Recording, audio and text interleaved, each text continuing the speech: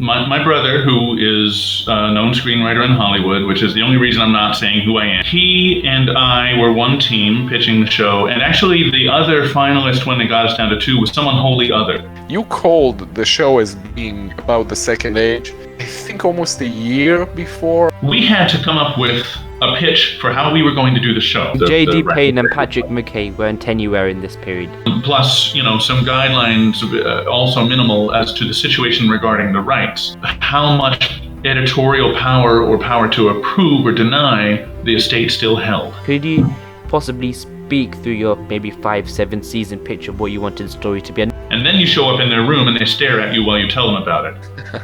By the time we got to season 5 and we had Gandalf step off the boat, they practically high-fived. But they were, it seems, concerned with the kind of expense of time that the Second Age would have required.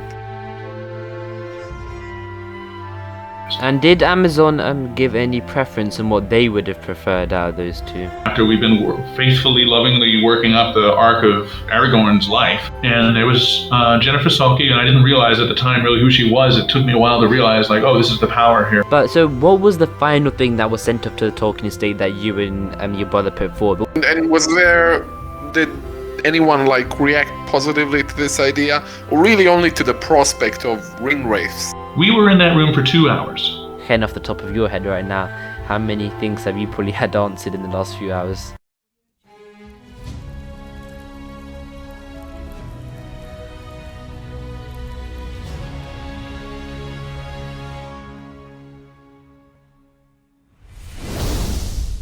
Hello my friends, and welcome back to another video where today we actually have a really interesting interview and discussion. So firstly, we have with us today, I think the best way to say it is that if we were in an alternate universe right now, we would be speaking to one of the two or three showrunners for Lord of the Rings on Prime. But alas, It would have been 2. It would have been 2, okay. But alas, unfortunately, it did not happen that way. But who we do have here today, and of course, they cannot reveal their names publicly, of course, due to the nature of what they have done. But we're going to refer to him today as IRS. That's just a made-up name we've given him. So, yep. So, IRS, hello, my friend. How are you? So far, so good. I'm doing great. How are you? Fine, thank you. And I also, before we continue, we have Ken today as well. Hello, my friend. Hi. So, hey. I think the thing here is that, most of you aren't going to know, but IRS, him and his brother, I think we're allowed to say, and J.D. Payne and Patrick McKay were the two finalists, I believe, something, that's how you can phrase it, to have their pitch for the Lord of the Rings on Prime show 4 or 5 years ago. Do you think that's a good way to phrase it, IRS? It's a little off. My brother, who is a known screenwriter in Hollywood, which is the only reason I'm not saying who I am, because I don't have his authorization to out him about this. He and I were one team pitching the show, and actually the other finalist when they got us down to 2 was someone wholly other. Oh. Who I'm also going to not name for the same reason. This was before, as far as I know, the Payne team was involved at all. They, as you'll see, once after they got it down to 2, the estate just said no to both, a pox on both your houses, and they started over. So we're seeing a thing here where it was your group as someone else, that's gone to the estate, and then Payne and McKay have come in after. Is that what you're trying to say? Yes, and I have no information about what process they went through after they retrenched. Perfect. But I think the interesting thing for today is seeing how that initial process was like. What were Amazon's demands? What were the intricacies, etc. So I think the best way to do it is just let you go with it. So I think from the beginning, of course, I'm not going to say your job, but you and your brother, you've talked about it in an esteemed manner. He is in the business. It seems like, did it start off with Amazon came knocking, or was it the other way around? He got the opportunity to do it. So how did that start off? Well, so my brother's pretty well established. He's had his fingers in. He's the author or the writer of a couple of movies that you would have heard of. So he's got a manager and he's got an agent, and they're always snuffling around. And I guess that, in the business, there's a lot of back channel chatter going on. So he got word through them. His agent came to him and said, Amazon has just laid out an enormous amount of money for the rights to do a Lord of the Rings TV show. And as a lifelong fan, who he often says he grew up pretty much rereading this trilogy every year, he was immediately interested. And as he sometimes does when a project like that comes up, he said, please get me in contact with him. I want to put my name in the hat. Mm-hmm. And yeah, around that time, he called me, which was, by the way, totally unprecedented. I was working as a roofer in upstate New York. But, of course, we grew up together. We would bandy story at the dinner table, and, I don't have the resume for it, but we're kind of peas in a pod, and at least he knows that. And he called me up, and he said, so this is what's happened. Amazon is making this move, and I'm trying to get into the room. And I need to put together a pitch for how the show would go. You know this book better than I do, and I just want to ask you a couple questions. I believe... Trying to remember, it's been it's been almost 4 years, so I'm sad to say not all the details are as fresh in my head as I would like them to be.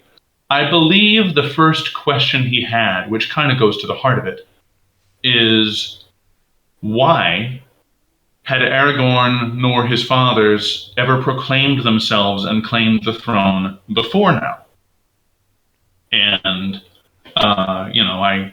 I threw back an answer as best I could. It's like, well, that was actually tried at one time, and the powers that be at that point in the South decided that sort of dispossessed and somehow lesser branch of the family from up north who hadn't been around for a long time didn't really count that claim would not be honored. So you couldn't just ride into town and say that again, and some other things. Ultimately, because that's what the story needed. It doesn't make any sense historically. That's no such thing would ever really happen.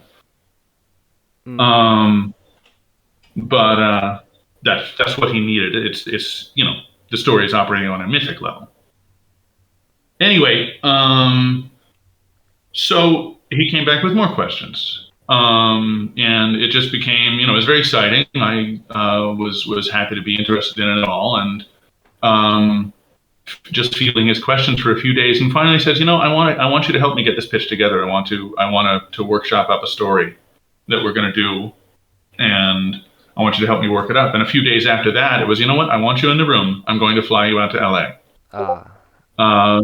So for 2 weeks, 2 glorious weeks, I called my very indulgent boss and told him I needed some time off, and my day job became being a Tolkien nerd as best I could,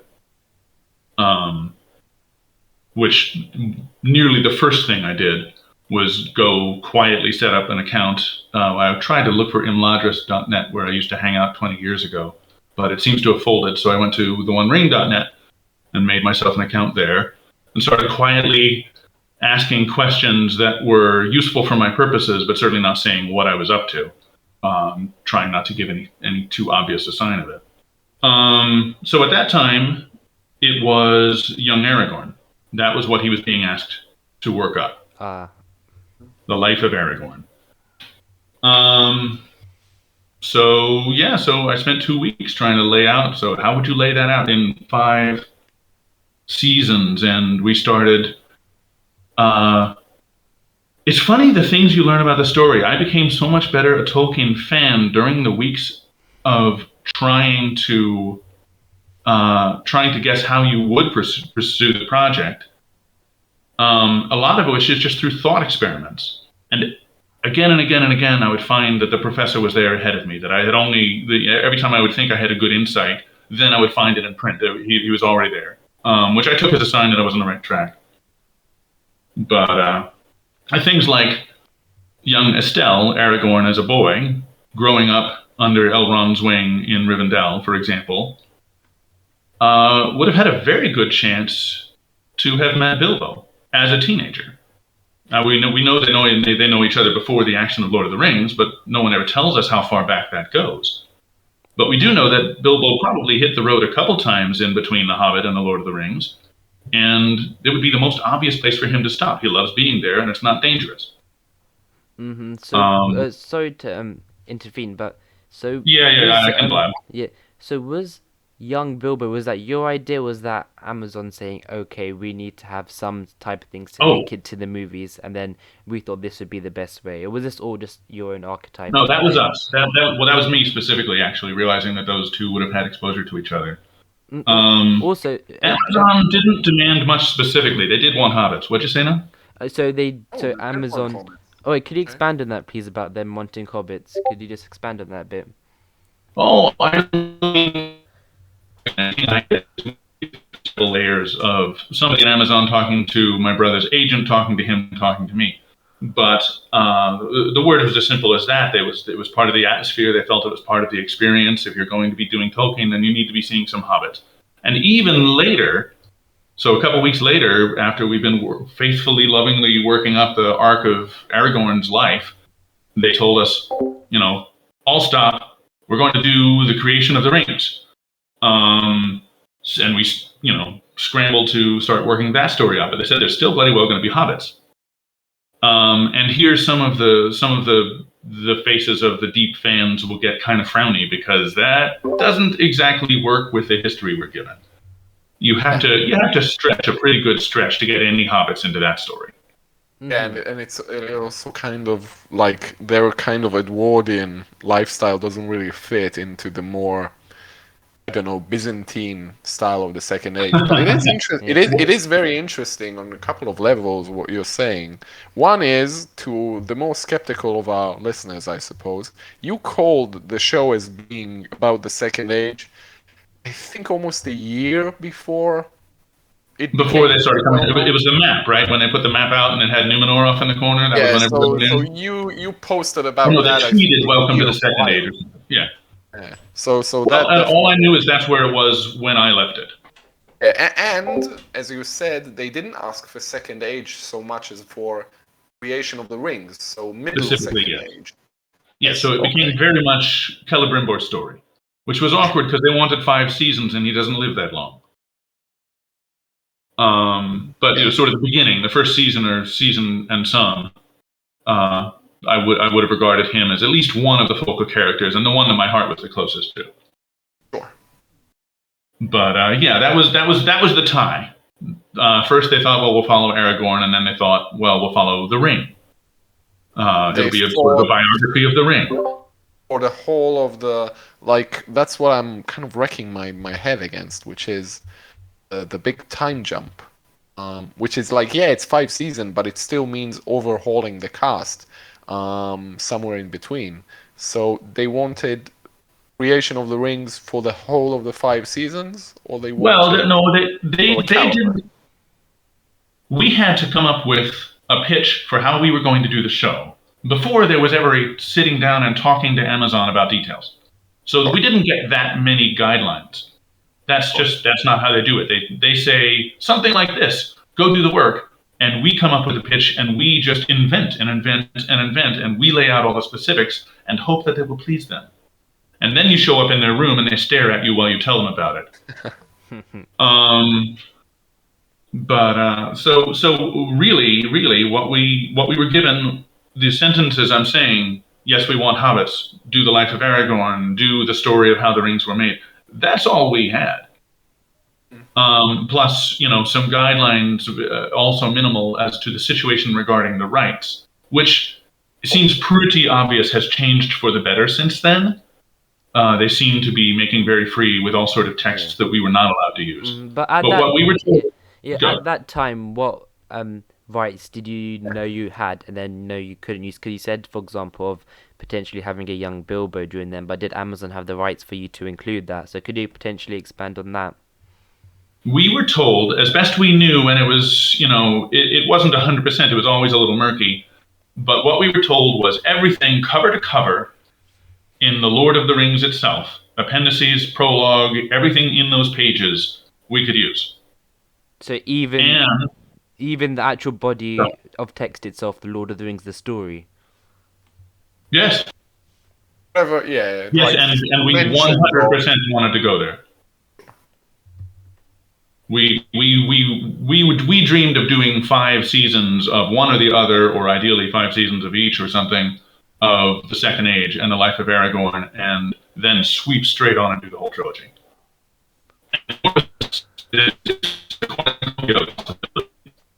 But as far as rights, we were told we could use anything from the pages of the Lord of the Rings. The trick was any Tolkien outside of those pages, we could not use unless it was also at least mentioned. Sorry, within. you were we couldn't hear you for about 30 seconds. Could you go about 30 Oh seconds no! if possible? No, it's fine. It wasn't that much. About 20 to 30 What was seconds. the last thing you heard?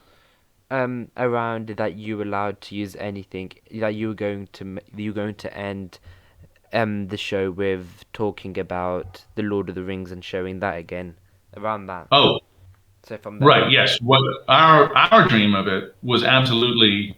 Well, we wanted to do as much territory as they would let us cover, but we were hoping whether we were going to do the Second Age or Aragorn or both, that we would steamroll straight on and do the entire trilogy from there. And and other spin-offs. There are plenty of possibilities, a cornucopia. But they option a spin-off or something, like, to you? No, They I'm sorry. have publicly. You're going to have to help me out. I'm not even 100% sure what option a spin-off would mean. I know my brother would know what you mean. I mean, they asked for a 5-season show, but was there any indication of there being anything else beyond that? We were told 5 to 7, and 5 to 7. 5 to 7. There was 5 to 7 is what they were saying at the time, like anywhere in that range. Okay. And and no, but the only other thing that we were told was they are now the owners of the rights, so they could bloody well do what they wanted, and we wanted to help them do it. Okay. So we were going to ride that as long as we could. There's an enormous amount of stuff. It's a great big sandbox, and we would love nothing better than to play there. But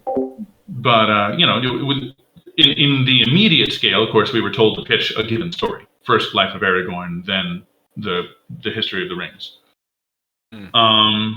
To complete, just because I don't want to lose it, the tricky bit about the rights was that matter in Silmarillion or any other Tolkien text was off limits to us unless it was also mentioned, however much in passing, but somehow mentioned in the pages of the Lord of the Rings. But we could also not explicitly contradict it. Could neither use it nor contradict it if it was outside of the pages of the Lord of the Rings. That was the wickedest complication of the whole lot.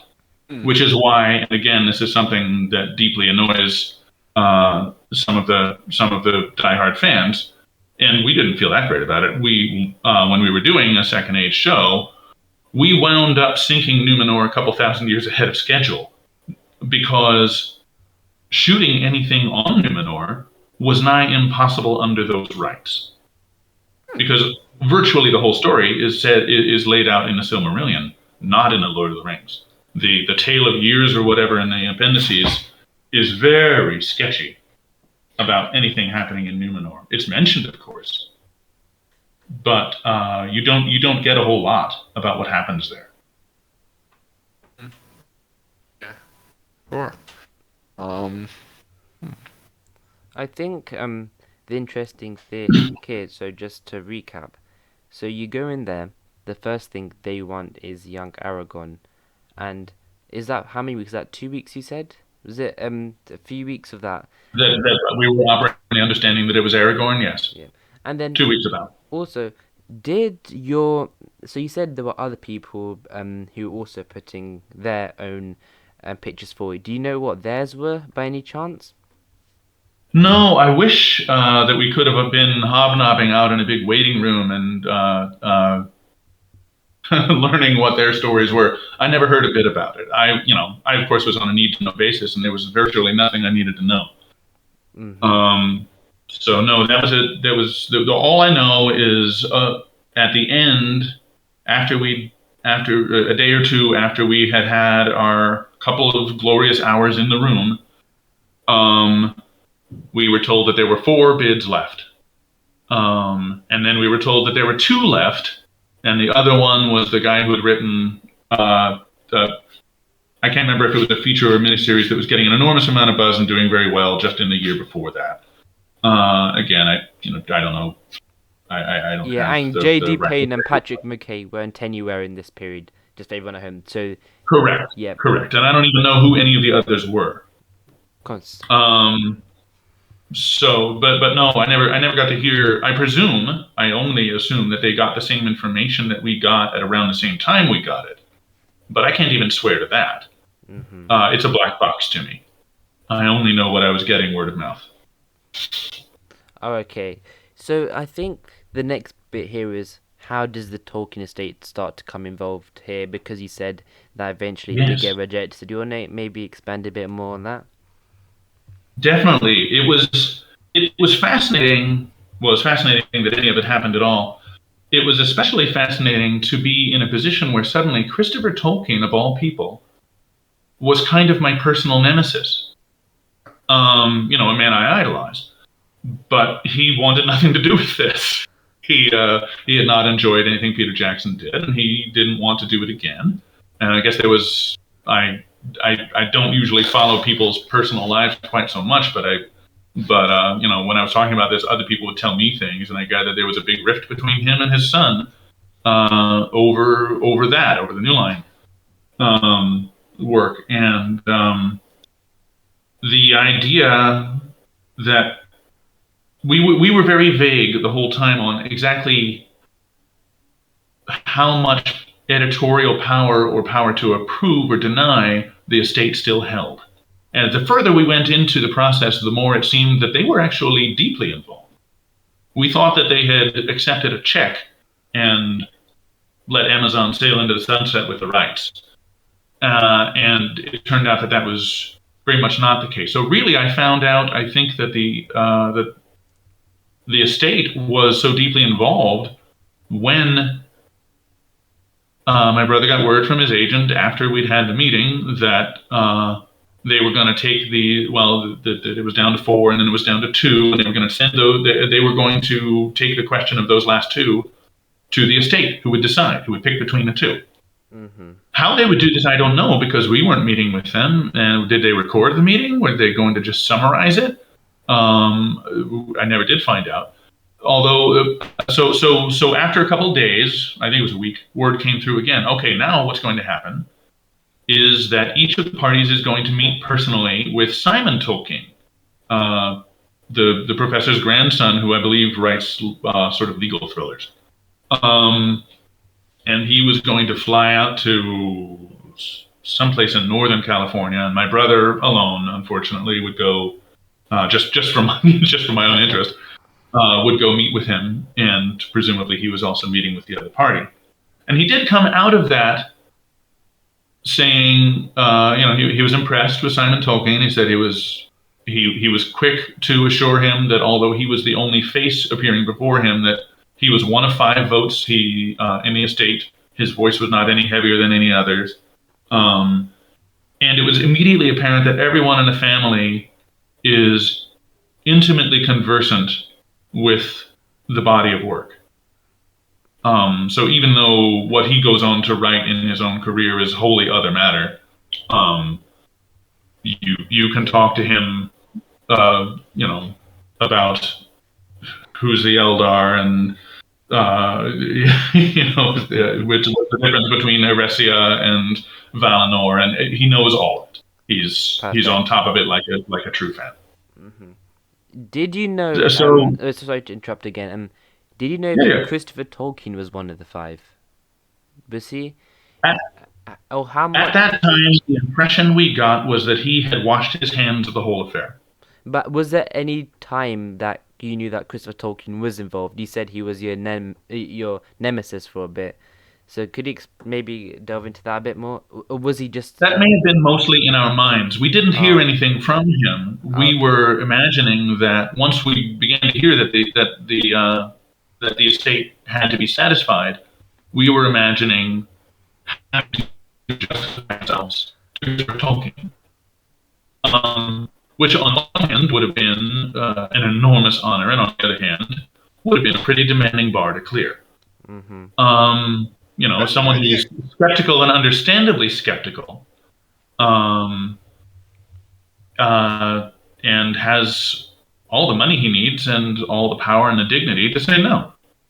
But that no such meeting ever came to pass. Alive. What then?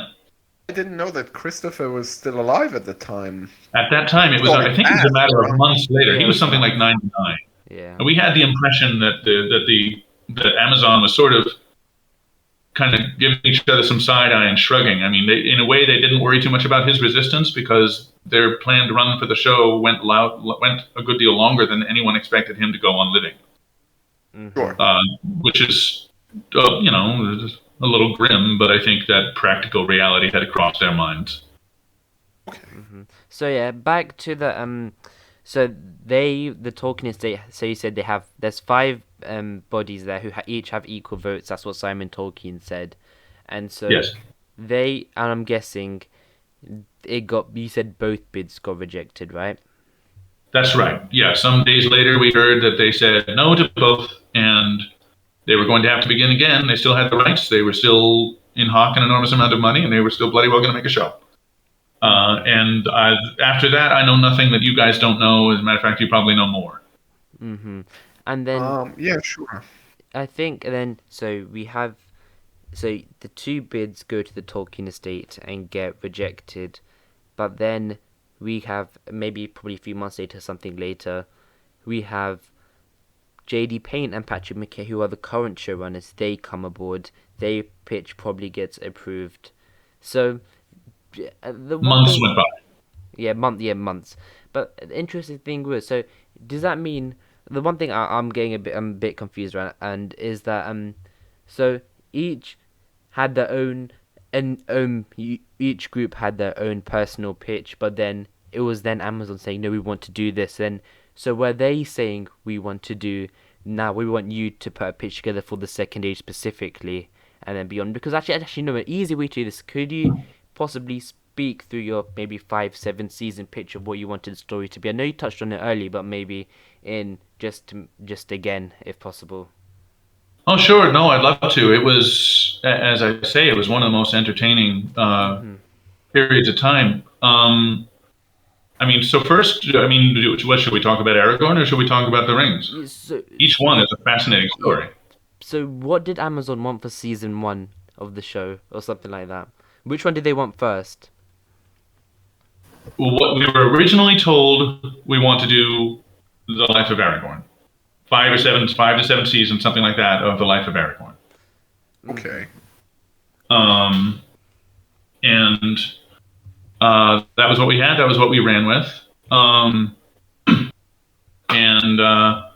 there are a lot of holes in what we know about him. But there are also some gaps in what we're told that almost don't make sense. So Elrond, who is, after all, the uncle of every Númenórean, has always seemed to have his eye on the Northern Kingdom, and he's like a little sort of guardian angel, to some extent not adequate to prevent the dissolution of that kingdom, but he tends to intercede to help out when the Northern Númenóreans need help. And so when it's finally down to orphaned Aragorn, he takes him in, and he's living in Rivendell. And then somehow, when he's a grown man, he becomes a ranger and is running around with the rangers again. Yeah. Has he grown up not knowing them? Who are the rangers? How many of them are there? How many people are there even in the north? You often get the impression that when the king died, the land was suddenly emptied of people. In a way, it's like the rangers are running a shadow kingdom. They're not able to claim the honors of being a nobility. They're not able to provide most of the services to the people that a functioning nobility would. But at least if they remain secret, they can provide a little basic security. But does this mean that there were farmers of Númenórean blood up in the north that were being protected by the rangers? Or is every man who has the blood in him expected to take up arms and become a ranger. That sort of thing is unclear. Are they? Is it?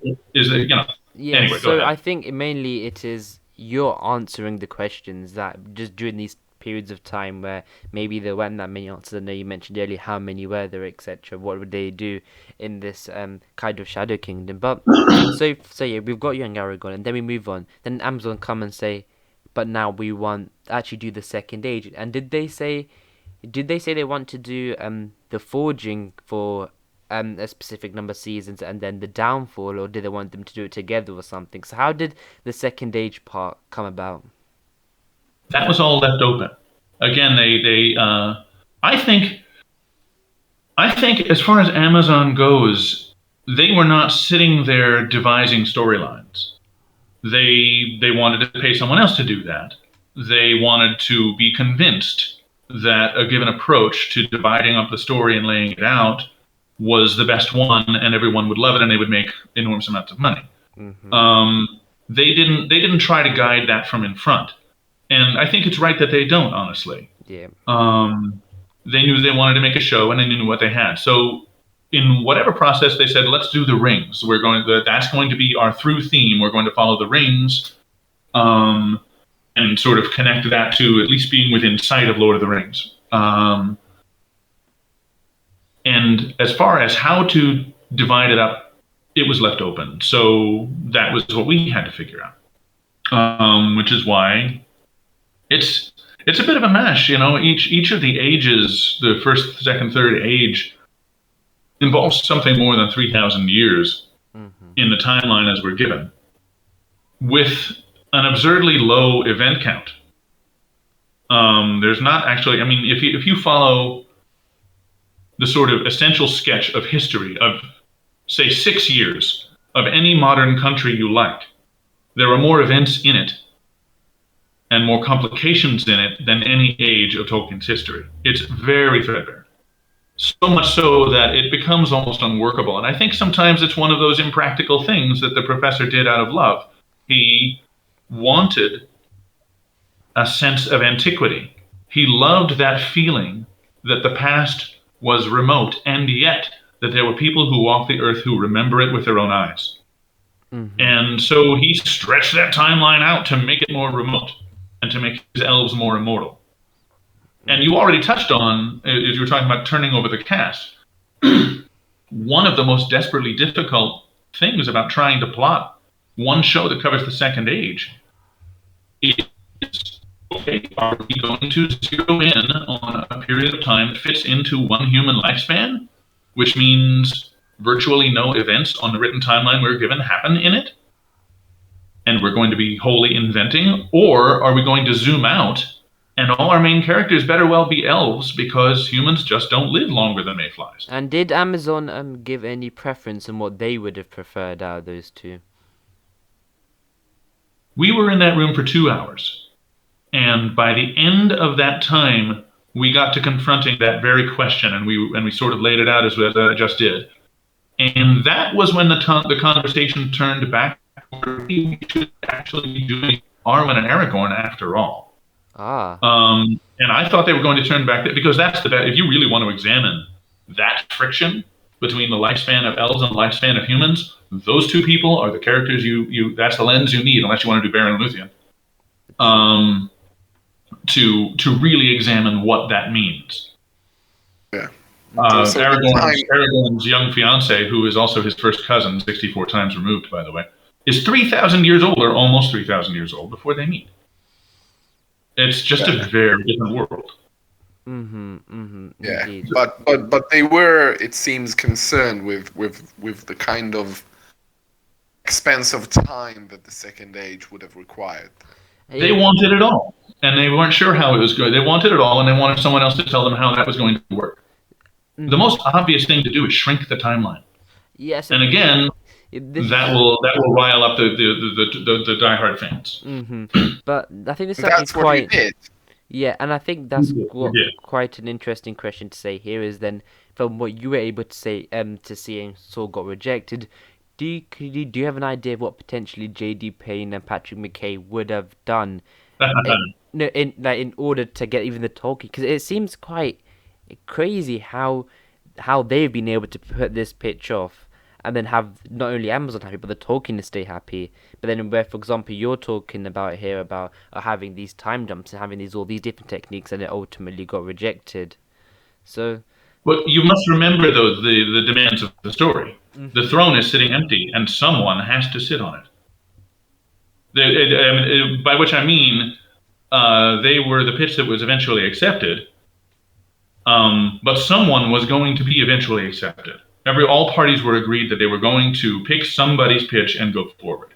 So I have no information on what they're doing, other than what we've all seen. And I don't even know for what reason we were turned down. It would be informative if we'd gotten a little note back saying the estate said, oh, well, we like this and this, but the real problem is you're not being faithful enough to the timeline, for example. Or I don't know, anything that there were, whatever it was that bothered them was never brought back to us. yeah, I understand. Yeah, I think maybe if in the future that would come, would be quite nice. But so, what was the final thing that was sent up to the Tolkien estate that you and your brother put forward? What was what was the official thing that did eventually get rejected? Sure. So that was the story of the rings, and I had a big sheet of paper that I actually had in a meeting with me, where I was trying to keep track of all the plot arcs next to each other, because there are the fortunes of the humans, principally the Númenóreans, and the elves and dwarf stuff as well. That we were trying to cover all of as all this went forward. So we would have begun not that deep into the Second Age, really. And I think in the end, and again, it's numerically it's an enormous change. I think we were going to shrink the Second Age to something like 3 human generations, which is an order of magnitude. It's obviously, I mean, it helps to have Númenórean humans that you're concentrating on. They last a little longer. But in order to have a sense of continuity with human characters, because it did seem that they didn't want to abandon elves or to abandon everyone else and only tell elf stories. So let's see. We would have started off with the Eldar keeping watch on Sauron, sort of the last little baggage left over from the First Age. I don't mean necessarily the camera opens on that, but that's sort of the status quo as we go in. Gil-galad would be headquartered, I believe, at the Havens. At that point, Celebrimbor, not yet having established the kingdom of Eregion, but he kind of bounces back and forth, and his is one of the stories that's a little inconsistent. Not nearly so much so as Galadriel's, for whose story there are many versions. But he bounces around a little bit between Doriath and the Havens, and I don't remember that he was ever in Gondolin. He may have been. At the time we were working on it, I was so much more up on all of this than I am at this moment. Yeah.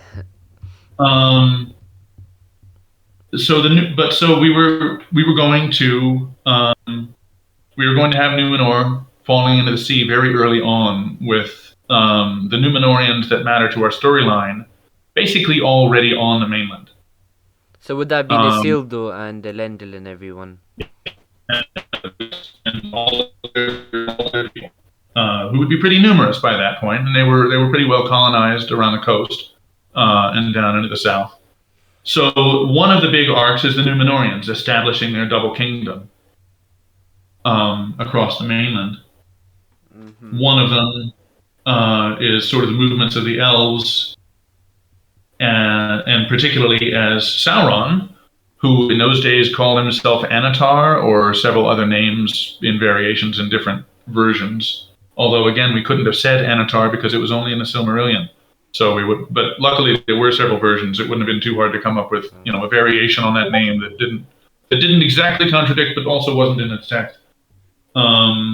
So he's in those days he's coming around. He's walking around calling himself Anatar, Lord of Gifts, and nobody knows exactly who it is, and we don't even know what he looked like. It's not said. Does he look like a human? Does he look like an elf? Does he look like neither? I was on board with neither. I was tempted to make him blue. It was the cosmology was just a little bit more flexible back in that time, like old mythology, like old folklore, where you don't know, where the edges of the map just fade off into white, and you don't know what's there. But he was coming around offering gifts and the teaching of arts to the elves, and most of the elves took one look at him and without recognizing him said, "No, this guy." But Celebrimbor was I just see him as kind of a warm and accepting personality, a little guileless, and he didn't turn him away. He was interested. I like to think of Celebrimbor, as this sort of bohemian figure, really very much the grandson of Feanor, fascinated by everyone's artistic pursuits, brimming with his own artistic pursuits, and always wanting anybody he met, almost anybody who would say a word to him, he would be sort of warmly interested. Oh, well, what are you about? What do you do? Where's the beauty in you? I'm sure it's there. I'll just find it. Again, that's not the text talking exactly, but the text is spare, and you have to invent. Yeah. And then would this have ended with the War of the Last Alliance? This show? Oh, that's interesting. No, I don't think so. That would have. Let's see. Would you be able to possibly maybe send the pictures of what you're looking at over? So Yeah. This big chart. I was hoping to. I don't have a scanner big enough for it, but I was hoping to send you a picture beforehand. But I'd be perfectly happy to send one. We can have it on screen right now. We can have it on screen once. Exactly. That's what I was thinking. That's why I was glad that I finally managed to find the damn thing. I wish I had a similar sheet with the 5 seasons of Aragorn as we were starting to draw it out, but I can't find that one. But no, I think the Fall of the Last Alliance would have been about the end of season 2. Wow. Yeah, here it is. We were. There's not necessarily that much to be said about it. There's a lot of battle time, and mind you, one of the things they told us, trying to remember how much. They were talking about spending something on the order of $250,000 per episode, I think is how it worked out. Like, mandatory. You must spend this much money. $250,000 per episode. Is that the right number of money? Maybe it was more. $250,000, that'd be $250,000. It was $100 million. That's the number I'm remembering. But it was. I mean, the point being, there was a minimum. There was a minimum amount to spend on every episode, and that number was high. Meaning, every episode must involve battle or big magic or a monster or something. And how many episodes were they offering? I mean, I'm sure that's the sort of thing that would have come up later in a negotiation. Oh, okay. We were assuming that every season should be thought of as having, I don't know, 12, something like that. It varies. Look around on Netflix, it varies. But that times 5 puts us in the 50 to 60 territory. Yeah. And again, there was never any sense that there was a final end. There was never any sense that it had to stop at some predestined point. And we were keen to try and make sure that particularly anybody playing an elf should be, I was actually thinking we should sort of insist on interviewing the parents, getting a good look at the parents of anybody who wants to play an elf and make sure they've aged well. We want these people to remain as ageless looking as possible for as long as possible, not knowing how many years we're going to be filming this. Yeah, and I have an interesting question. I think we should probably put things in perspective. So, would have been a possibility of you having season, I don't know, 8 or 7 end with the destruction of the ring? Would that have been a possibility for Amazon? I think that would have been faster than anybody was talking about. So here's the thing. Once we got into the room, we started to learn things, mostly by implication as they talked amongst themselves, that we had not known going in. One of which kind of disastrously from our point of view, was that they felt the trilogy itself was off limits. There was a feeling in the room, although they didn't. Nobody would quite nail it down that that perhaps having spent $500 million for the rights to Lord of the Rings, they didn't actually have the rights to Lord of the Rings. That somehow Peter Jackson still held title over that after their purchase, and would see them in court if they tried to do a show of the trilogy itself, which to my mind was catastrophic. But it was never they weren't going to swear that this was the case. They just seemed to assume it. So that was a stumbling block for us, of course. Well, a stumbling block for our further fetched ambitions, of course. So all they were going to do with the second season, we were happy to do that. So just another thing. So like, was ever the Angmar War in your mind or anything? Something like that could have been a possibility. Say again. What about Angmar? The Angmar War. Yeah, the Angmar War. That would have been my first instinct. Actually, It's right here. That's the one I did in black. Yeah, yes, that's definitely one of our arcs. We wanted, and there's not a lot of information about the Nazgul, who they were.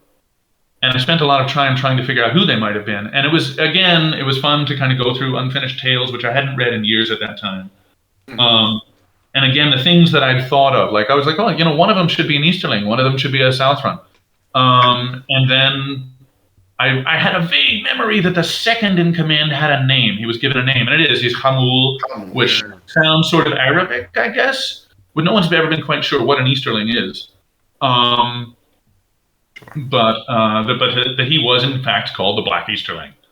I don't think he mentioned a Southron, but I don't think it would have been. He didn't say who most of these guys were. It seems clear that some of them were fallen Númenóreans. I think when Anatar and his all of his hippie friends down in Celebrimbor's kingdom in Eregion have made the Nine, they go about presenting them warmly to their favorite humans, particularly humans in position of power. But that's what one would have done anyway. And we were, one of the important events to show would be how and why Elendil refused one. But we did like the idea that it wasn't just a bunch of Númenórean lords, that there should be a little bit more variety, that there should be other humans worth talking about. And so one of them, the Witch King of Angmar, that title has had a mystique in my head since I was a kid.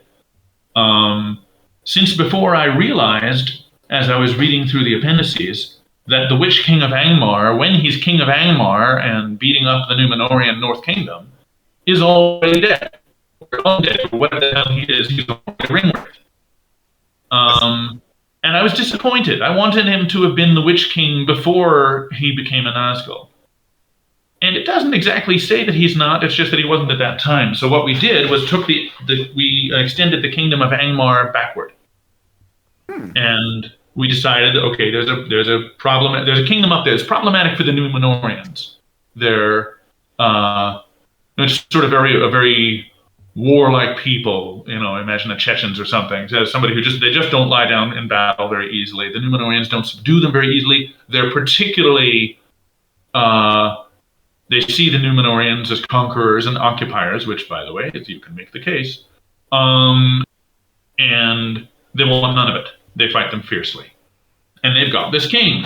The king who specifically is pissed off by the fact that when his grandfather was king, the same Númenórean was king of the North Kingdom, who his father then had to deal with, and who he has to deal with. And they just don't age, and it's not fair. And so he goes digging into whatever black magic he can get his hands on, and he says, and I think that we were going to figure that he'd eventually say to Valandil or something. No, not Valandil. I don't remember. We were going to shrink this down to only a few generations. But he was going to say, look, I tell you that I'll be there when your grandson is around. And he does, in some wholly unsavory, probably necromantic way, begin to achieve a magical longevity of his own, wholly unrelated to the elf bloodline that the Númenóreans are using. And so he is already the Witch King, and he is simultaneously an unsavory character and almost a Vlad the Impaler kind of a figure, but also kind of in the way that people in South America have always kind of liked Fidel Castro, just because he was up there giving the finger to the U.S. and we could never quite do anything about him. There's a way in which the back kingdoms that have not yet entirely been Númenorianized kind of like this guy. He's a bastard. He's a warlike, rapacious, slaughtering bastard, but the Númenorians can't quite get a grip on him, and they admire that. And so this was the man we were constructing to become the Witch King, and then and in his person mostly, with glances at the others, we would see when he is offered a ring, he bloody well takes it. That's and we see as it slowly transforms him, as what's left of his humanity over years kind of just burns away. And what's being left behind is not yet clear. Mm-hmm. And then and was there, did anyone like react positively to this idea, or really only to the prospect of ring wraiths, for example? Oh, I gotta say, and this is a lingering pride. I had a great time with this whole adventure, but one of the points of pride that really sticks with me is that meeting we killed in the room for 2 hours. Like my brother was telling me afterward, as he was driving me back to his rich place with his Tesla. He was telling me the people who do this pride themselves on their stone face. You go to pitch a show, they stare at you, and you get no reaction, and then they say, "Thanks for coming in, we'll let you know," and you leave. That's how they mean it to go. Mm-hmm. By the time we got to like season 5 and we had Gandalf step off the boat, they practically high-fived. For a little while, it was him reading off of his little timeline on his computer, and he does that well. But he sat there and he was reading it, and they were being silent, and the whole place felt kind of dead to me. And so I started chiming in and sort of repeating things that he had said in a slightly different phrasing or whatever, just to establish the sense in the room that this was a multilateral conversation. And it kind of gave people permission to speak, or maybe I'm taking too much credit, but it did develop into the people talking to each other. And later on, Jennifer Salke, I think is her name, had to leave. She had to go pick up her kids from school, but she didn't want to. She was like taking books with her. She was like, I'll get on my phone and I'll call in. That was when I found out that there was some dude named Kevin on the phone the whole time. I hadn't known was there. It's like we had cleats on and we were digging them into the carpet, trying not to leave that room. And they could have gone for another 2 hours as well. In the end, the meeting ended because they had to leave. We had a great time. I think they were liking what they were hearing by and large. Go ahead. Yeah, but that does seem to indicate that they liked as much, of the kind of trappings of the story that we know. So, hobbits, wizards, as you said towards the end there. Yeah. Ring wraiths, everything. As much as possible. Yeah. Was there a set criterion where you had to include, like, for example, hobbits, he said, like, did they say we would like wizards in the show, we would like X in the show, we would like a dragon in the show? Was there anything like that? Oh yeah, dragons as well. I didn't think.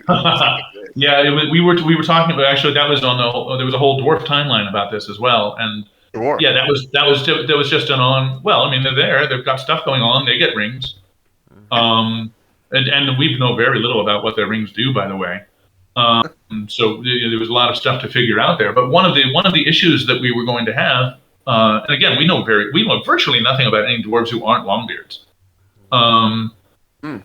But there's 6 rings out there in the hands of those other dwarves we know nothing about. We were going to say, well, one of the problems with building up too great a supply in one place,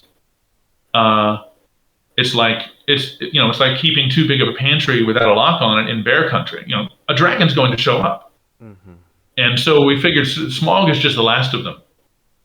But this has happened before in other lands where other dwarf peoples were, that they would build a horde. That's where hordes come from. But the dragons are who come to take them. So they would have liked the idea of dragons as well. Well, they didn't say find us some dragons, but we weren't going to bloody well not have dragons. We got a lot of money we had to spend. Yeah. Sure. But I mean, they reacted positively to the idea, presumably. Generally. I mean, they didn't give us an itemized list, but generally they were enjoying the conversation we were having. And the hobbits was specific. We were specifically told shoehorn some hobbits in there, Okay. and you can just about do it. Now, some of the hardcore fans will argue with me about this, and I gotta say, I'm a good fan. I can tell you the name of everybody's horse and everybody's sword, and I have a pretty good conversance, and I'm better after this project than I was before. But I'm not like there are people who recalculate the calendars in their spare time to make sure that the leap years come out right. I'm not those guys. Yeah. I know where to get those guys when I need them. So, which is why it was the first thing I did. I went and I made myself an account on the One Ring and started trying to kind of embed myself with the real nerds to make sure that I didn't screw anything up too badly. I would try and cross-check, and my assumption was if we got this job, I would remain quietly, secretly there, occasionally offering whatever I could offer, but being able to inconspicuously ask questions and get really informed answers from the fans. In my best effort, look, you adapt anything, you're going to piss off fans, but in my best effort to not do worse than I had to. Anyways, I'm sorry. Go ahead.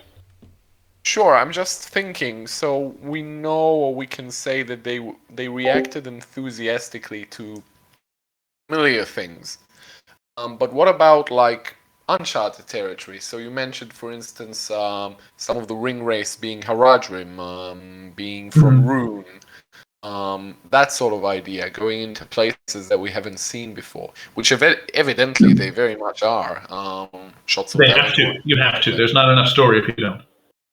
Yeah, sure. Sure. Okay. Well, the people in the room, I mean, they didn't stay. There was one young guy in the room who I had the impression, although no one said it, was sort of like his function was to be their best Tolkien nerd in the house. But they weren't really. Sure. They weren't super fans that would know these kinds of things. Like I spent a lot of time just sort of explaining sort of what the professor was like in his worldview. Like I remember what was her name? Sharon Tolyegiado. Yes. She was apparently, and she was chewing nails and spitting screws. She was tangibly more anxious than anyone there. Which I guess, I mean, my understanding was she was the one on the hook. Like she had spent the money and she needed to make sure that something came through. Okay. But yeah, I remember I was talking to her toward the end when we had to just cut it off at a point, and we were starting to talk about Arwen and Aragorn again. And we were talking about the scene in the appendices where they finally die, right? Well, the scene, I guess, where Aragorn does, but then she does shortly after. And he sort of reproves her, don't regret your choice now. And we had to talk about the gift of the firstborn and the gift of the secondborn, and the elves being immortal while this world lasts. And the elves being a little confused about exactly what this gift of the mortals was, but it was something, and they were given to understand by the divine that it was something really good. But it was, something or other that involved passing through whatever's going on down in the halls of Mandos, and then not necessarily ending when this world ends. And they were just sort of staring at me, and I'm saying, because the author is Catholic. And Sharon was like, they're going to heaven. I'm like, they're going to heaven. Yes, there was a lot of just sort of Tolkien 101 going on there.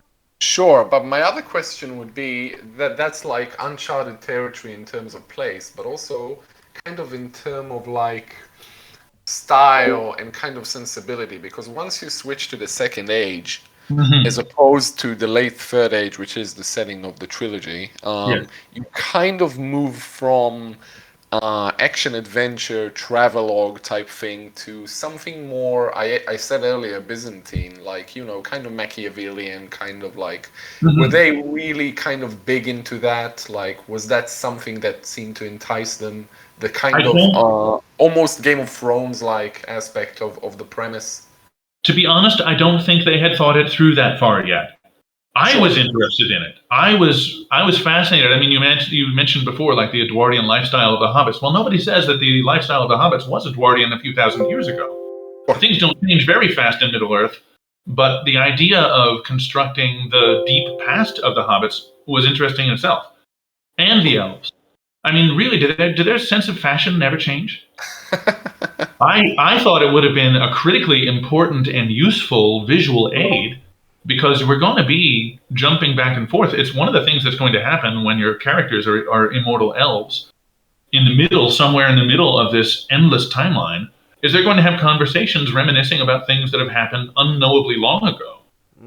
And if there was some change in the gear they wore, the way they presented themselves, the way they behaved, I found myself thinking, for example, that swords were not really something that elves in the first and second ages would use that much. And I mean, I know that's not exactly right. There are swords going on in the hands of elves in the first age, but in our own classical age, that's something that gets lost. If you read Homer or Gilgamesh or the Old Testament, none of these people are using swords by and large very much.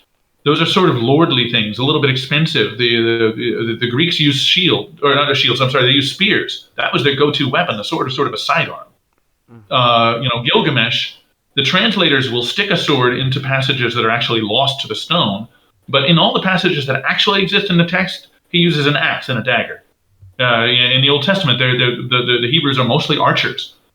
So I was thinking, well, we've got Aiglos, this spear that Gilgalad had. Maybe that was more the mode. Maybe back then that was their weapon, and we let's go a little bit of Greek with them. Okay, that's also interesting because you mentioned something to that effect before. They were kind of expecting spectacle and action to be peppered in through the thing. Yes, has to happen.